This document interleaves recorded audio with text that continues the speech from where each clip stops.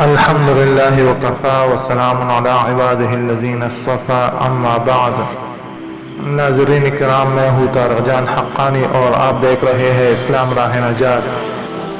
ناظرین کرام، حضرت معاذ رضی اللہ عنہ فرماتے ہیں کہ مجھے حضور اقدس صلی اللہ علیہ وآلہ وسلم نے 10 باتوں کی وصیت فرمائی ہے۔ نمبر 1، اللہ تعالیٰ کے ساتھ کسی کو شریک نہ کرنا، اگرچہ تو قتل کر دیا جائے یا جلا دیا جائے۔ نمبر 2، والدین کی نافرمانی نہ کرنا، اگرچہ وہ تجھے حکم کر دیں کہ بیوی کو چھوڑ دیں یا سارا مال خرچ کر دیں۔ نمبر 3، فرض نماز جان کر نہ چھوڑنا، کیونکہ جو شخص فرض نماز جان کر چھوڑ دیتا ہے اللہ تعالیٰ کا ذمہ اس سے بری ہے۔